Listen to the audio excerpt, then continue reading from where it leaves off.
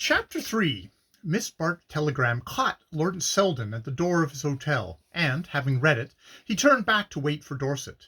The message necessarily left large gaps for conjecture, but all that he had recently heard and seen made these but too easy to fill in. On the whole, he was surprised, for though he perceived that the situation contained all the elements of an explosion, he had often enough, in the range of his personal experience, seen just such combinations subside into harmlessness.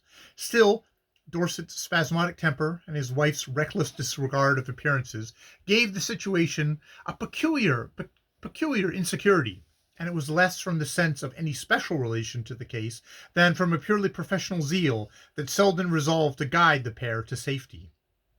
Whether, in the present instance, safety for either lay in repairing so damaged a tie, it was no business of his to consider. He had only, on general principle, to think of averting a scandal, and his desire to avert it was increased by his fear of its involving Miss Bart. There was nothing specific in this apprehension. He merely wished to spare her the embarrassment of being ever so remotely connected with the public washing of the Dorset linen. How exhaustive and unpleasant such a process would be, he saw even more vividly after his 2 hours' talk with poor Dorset. If anything came out of it at all, it would be a vast unpacking of accumulated moral rags, as left him, after his visitor had gone, with the feeling that he must fling open the windows and have his room swept out. But nothing should come out, and happily for his side of the case, the dirty rags, however pieced together, could not, without considerable difficulty, be turned into a homogeneous grievance. The torn edges did not always fit. There were missing bits. There were disparities of size and color, all of which it was natural Selden's business to make the most of in putting them under his client's eye. But to a man in Dorset's mood, the completest demonstration could not carry conviction, and Selden saw that for the moment all he could do was soothe and temporize, to offer sympathy and to counsel prudence. He let Dorset depart, charged to the brim with the sense that, till their next meeting, he must maintain a strictly non-committal attitude, that, in short, his share in the game consisted for the present in looking on. Selden knew, however, that he could not long keep such violence and equilibrium, and he promised to meet Dorset the next morning at a hotel in Monte Carlo. Meanwhile, he counted not a little on the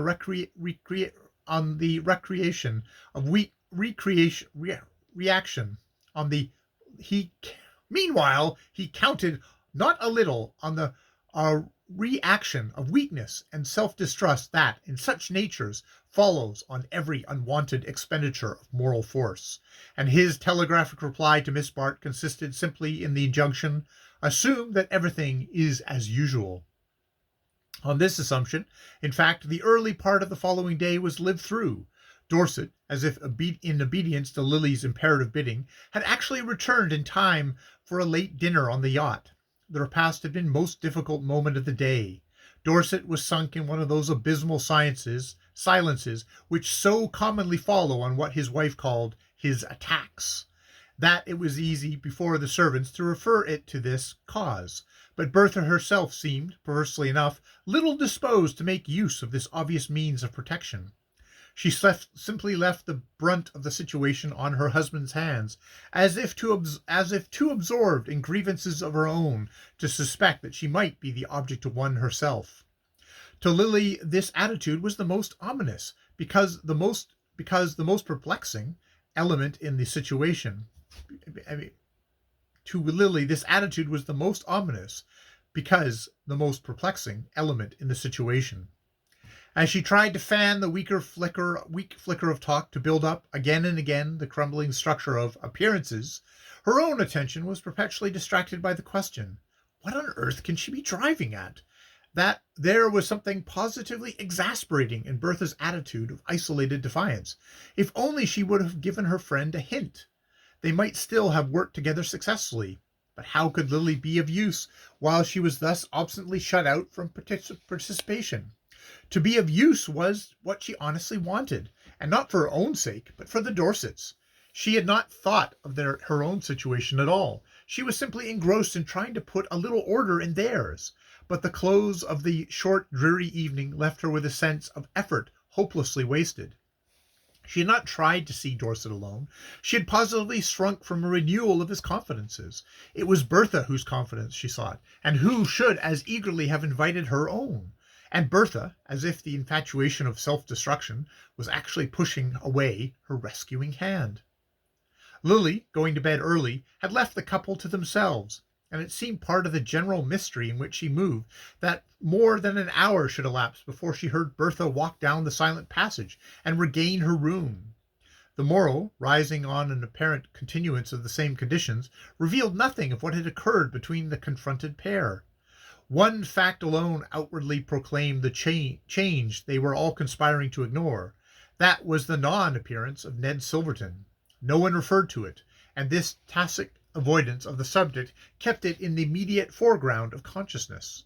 But there was another change, perceptible only to Lily, and that was that Dorset now avoided her almost as pointedly as his wife. Perhaps he was repenting his rash outpourings of the previous day, perhaps only trying, in his clumsy way, to conform to Selden's counsel to behave as usual. Such instructions no more make for easiness of attitude than the photographer's behest to look natural, and, in a creature as unconscious as poor Dorset of the appearance he habitually presented, the struggle to maintain a pose was sure to result in queer contortions.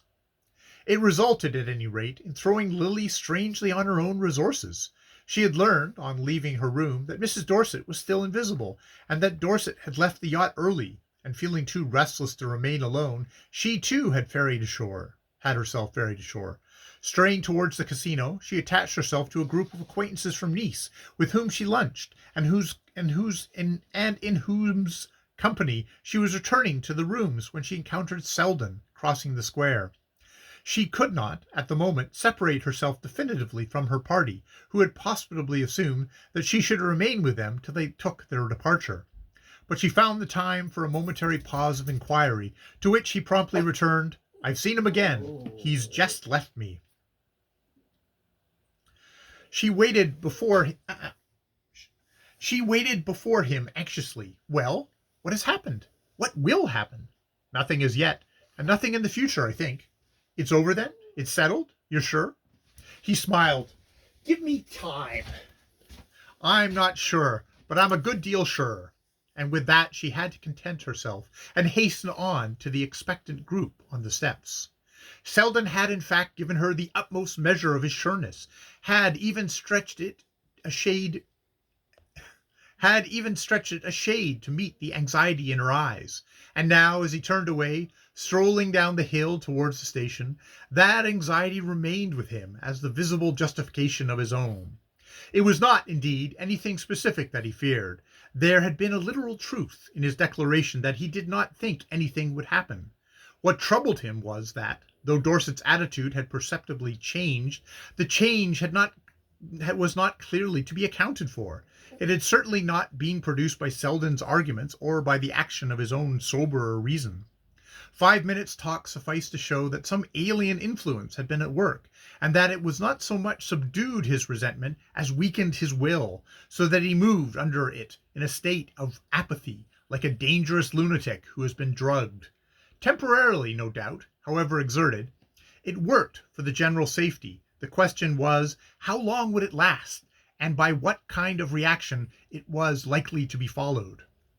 On these points, Selden could gain no light, for he saw that one effect of the transformation had been to shut him off from free communication with Dorset.